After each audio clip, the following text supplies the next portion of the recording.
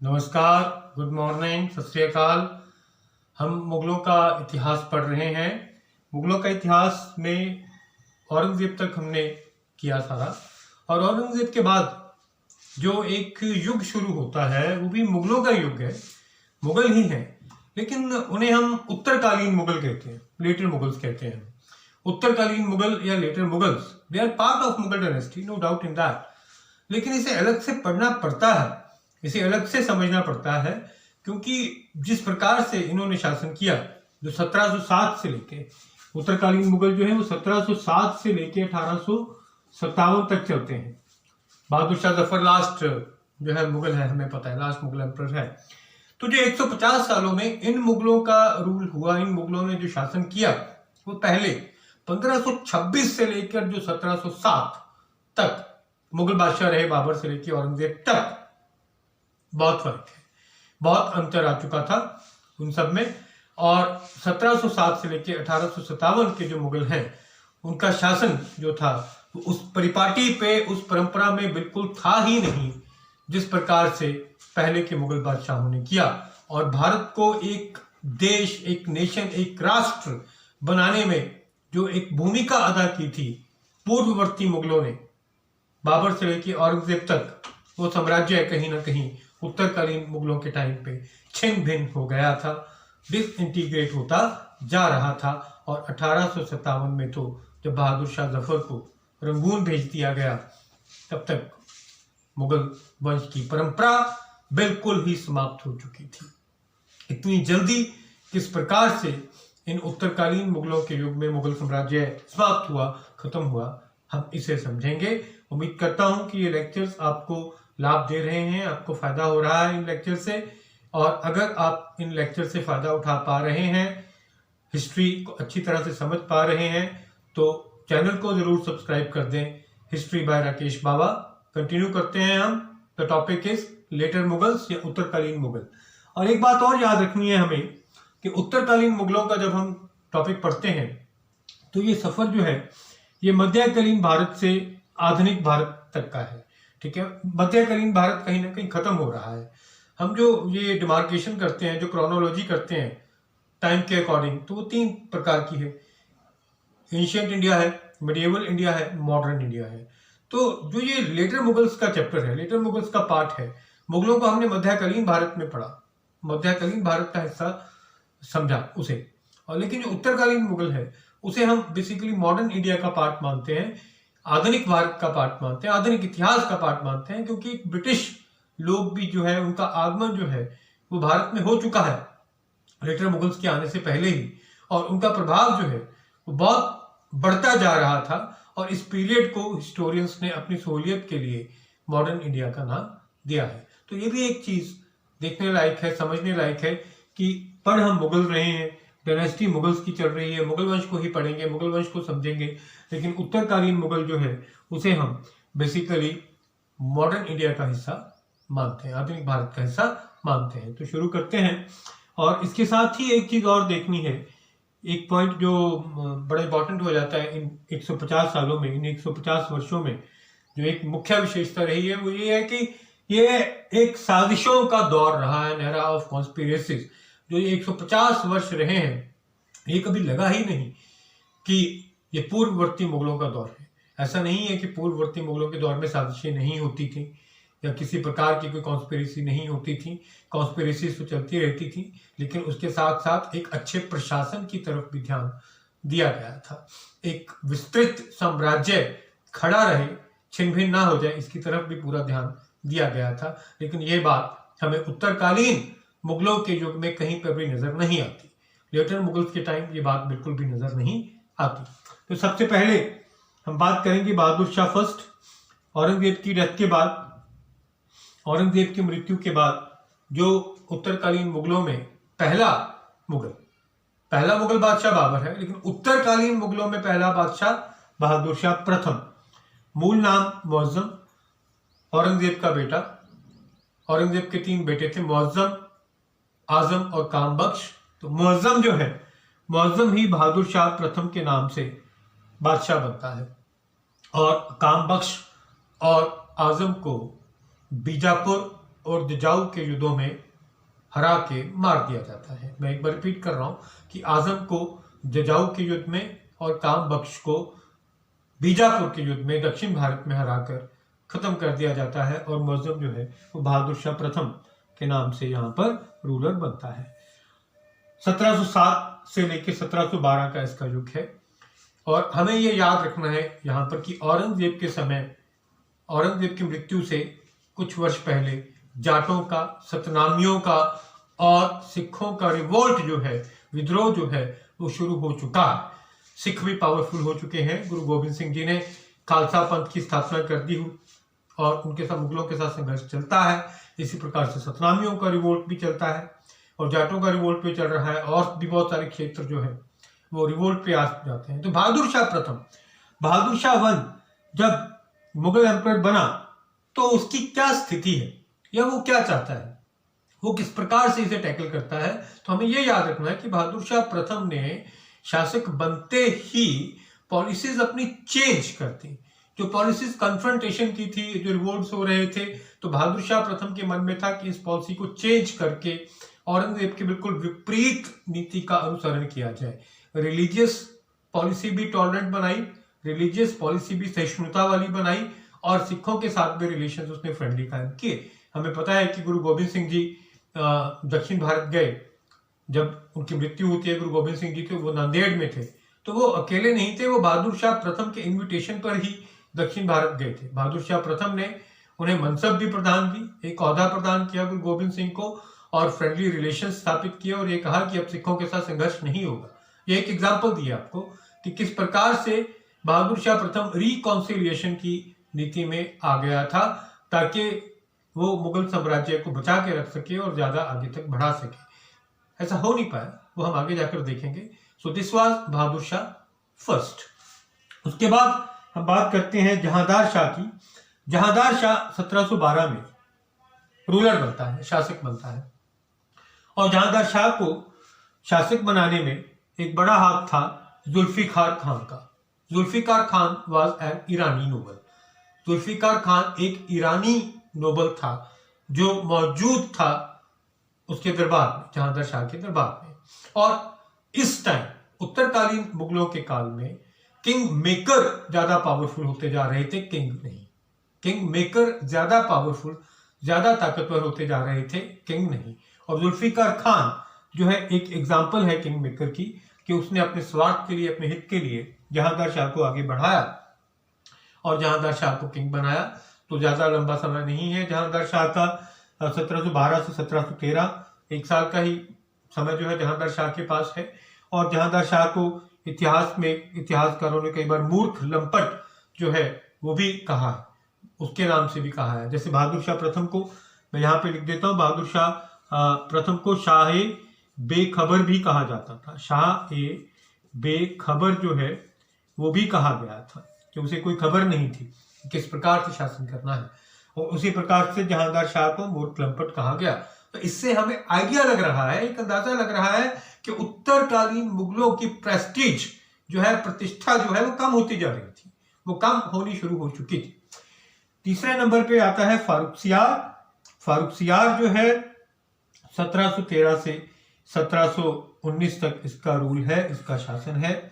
और इस टाइम जुल्फिकार खान जो है उसकी पावर खत्म हो चुकी थी, वो कहीं ना कहीं पीछे जा चुका था। और सैयद ब्रदर्स जो हैं वो आगे आते हैं, जो किंग मेकर्स हैं, सैयद ब्रदर्स, सैयद भाई जो हैं वो कहीं ना कहीं दरबार में आगे आते हैं और they become the king makers. और उनके नाम थे अब्दुल्ला खान और हसन खान। आई रिपीट, मैं नाम रिपीट करता हूं, अब्दुल्ला खान और हसन खान, दो भाई जिन्हें हम सैयद बंधु या सैयद भाई बोलते हैं, वो आगे आते हैं, वो किंग मेकर्स की हैसियत से आगे आते हैं। और फारुख सियार को, जो कि भतीजा था जहांदार शाह का, उसे शासक बना देते हैं, उसे मुगल गद्दी में बिठाते हैं, मुगल राज गद्दी में बिठाते हैं। अब्दुल्ला खान को इसके बदले में वजीर बनाया जाता है और हसन खान को मीर बख्शी बनाया जाता है। अब्दुल्ला खान को वजीर बनाया गया और हसन खान को मीर बख्शी बनाया गया। और रूल फारुख सियार का 1713 से लेकर 1719 तक का है। तो एक दो इंपॉर्टेंट चीजें जो है वो होती हैं। एक तो 1717 में कुछ पासिस दिए जाते हैं कुछ रियायतें दी जाती हैं जिन्हें हम ट्रेड पास कहते हैं। हिंदी में इसे हम व्यापारिक सहूलियत कह सकते हैं। व्यापारिक सहूलियत या ट्रेड पास किसे दिया जाता है? ईस्ट इंडिया कंपनी को। जो British east India company Bharat में व्यापार करने आई है उसे ये ट्रेड पास दिया जाता है, उसे ये पासिस दिए जाते हैं, व्यापारिक सहूलतें दी जाती हैं। और इन व्यापारिक सहूलतों को दस्तक कहा गया। इसका नाम क्या था? दस्तक। इसे दस्तक कहा गया। और दस्तक के मायने था कि आप कहीं पर भी, विशेषकर बंगाल के लिए ये किया गया था कि आप बंगाल प्रिंसिपैलिटी में व्यापार कर सकते हैं, उसके बदले में आपको कोई चुंगी कर नहीं देना पड़ेगा। एक तरह से फ्री ट्रेड की पॉलिसी जो है उनके लिए अपनाई गई। और इसकी कीमत केवल 3,000 रुपये लिए फारूक सियार ने। 3,000 रुपये में ये दस्तक जो है ये उन्हें दे दिए। ये दस्तक नामिक फ्री ट्रेड की पॉलिसी जो है ये उसने ईस्ट इंडिया कंपनी के लिए बंगाल के क्षेत्र में खोल दी। और फारूक सियार के समय में ही बंदा बहादुर को टॉर्चर करके महरौली में मरवा दिया जाता है। इट वॉज अंडर फारूक सियार। ये फारूक सियार के समय में ही बंदा बहादुर की जो हत्या है वो करवाई जाती है। फिर दो आते हैं, रफ़ी-उद-दरजात और रफ़ी-उद-दौला। रफ़ी-उद-दरजात और रफ़ी-उद-दौला दो शासक, मुगल शासक। 1719 में ही दोनों की डेथ हो जाती है। ज़्यादा देर तक नहीं जी पाते हैं, कोई इनका कार्य में कुछ भी नहीं हो पाया बेसिकली, क्योंकि 1 साल में ही इन दोनों शासकों की मृत्यु हो गई। उसके बाद मोहम्मद शाह जो है वो मुगल बादशाह बनता है। मोहम्मद शाह, जिसे इतिहास में रंगीला भी कहा गया, मोहम्मद शाह रंगीला भी कह देते हैं कई। और इसका मूल नाम जो है वो रोशन अख्तर था। Roshan Akhtar was the original name of Mohammad Shah Rangila. तो मोहम्मद शाह का समय काफी लंबा है। 1719 से लेके 1748 तक जो है वो मोहम्मद शाह का समय काल है। और बहुत सी इंपॉर्टेंट घटनाएं होती हैं मोहम्मद शाह के टाइम। सबसे पहली घटना तो हम कह सकते हैं 1739 में नादिर शाह का आक्रमण हुआ। नादिर शाह ने हमला किया। नादिर शाह ईरान से आया, हमलावर आया, करनाल के पास युद्ध हुआ और मोहम्मद शाह की सेना को बहुत बुरी तरह से हराया गया नादिर शाह द्वारा। और नादिर शाह यहाँ से कोहिनूर हीरा भी ले जाता है और तख्ते ताउस भी ले जाता है। पीकॉक थ्रोन हम कहते हैं, पीकॉक थ्रोन। ये प्रश्न बनते हैं, ये ऑब्जेक्टिव क्वेश्चन हमारे निकल के आते हैं कि पीकॉक थ्रोन क्या है और किसके टाइम में था और नादिर शाह ने कब हमला किया। वो फिर कभी डिस्कस करेंगे हम सारे ऑब्जेक्टिव क्वेश्चंस। सो पीकॉक थ्रोन, जिसे तख्ते ताउस भी कहते हैं, वो भी नादिर शाह ले जाता है और कोहिनूर हीरा भी ले जाता है। और मोहम्मद शाह रंगीला के टाइम ही नादिर शाह दिल्ली में बहुत मारकाट करता है। ये मोहम्मद शाह रंगीला के टाइम ही सारी जो है हैपनिंग हो रही है। लेकिन मोहम्मद शाह रंगीला का समय काल काफी लंबा था। 1719 से लेके 1748 तक का समय काल था मोहम्मद शाह का।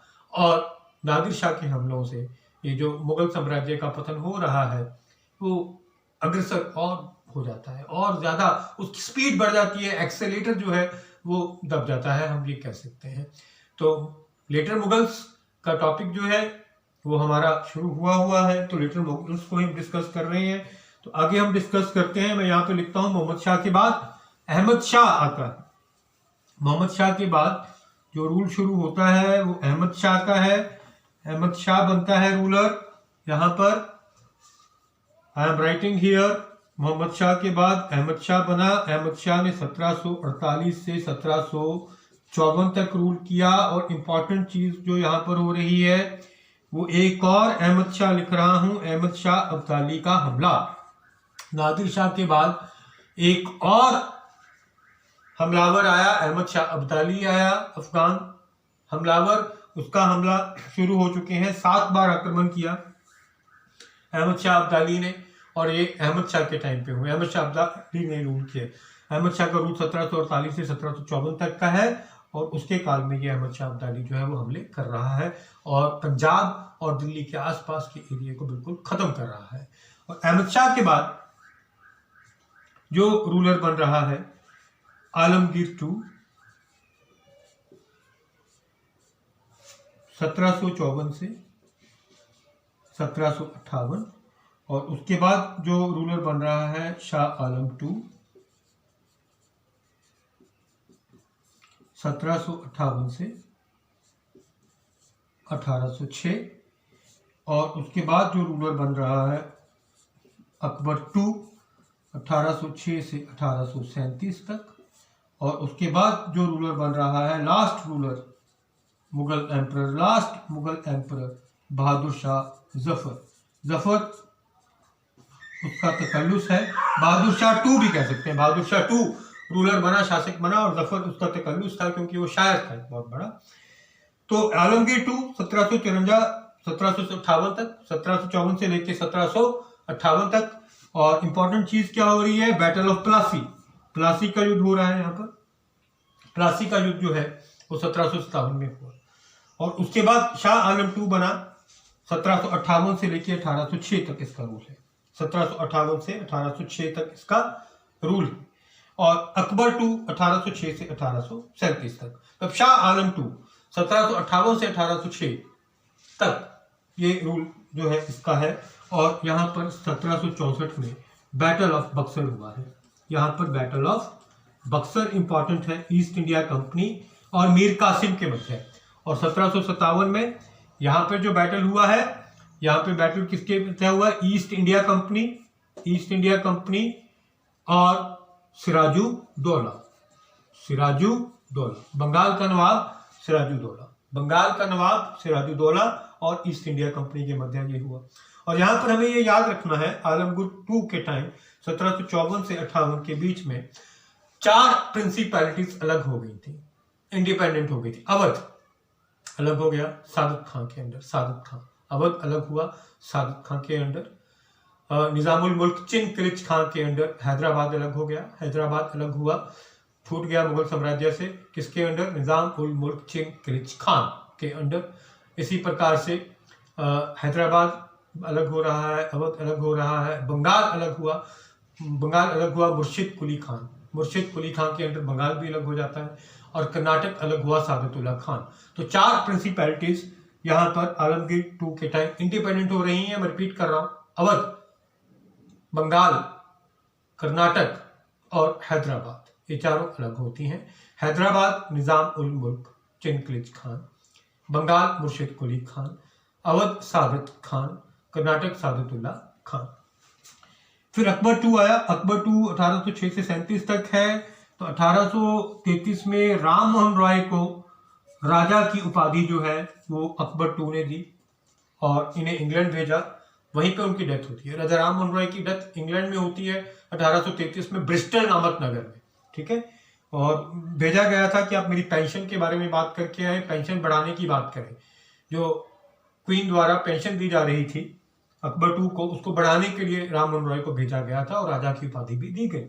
बहादुर Shah two was the last, और 1837 से 57 तक, और बिल्कुल एक नॉमिनल से शासक थे, नॉमिनल का बादशाह था, कोई काम नहीं कर पाए। हाँ, 1857 के रिवोल्ट में बागियों के नेता दिल्ली में जरूर रहे, विद्रोहियों के नेता जो हैं वो दिल्ली में बहादुर शाह जफर जरूर रहे।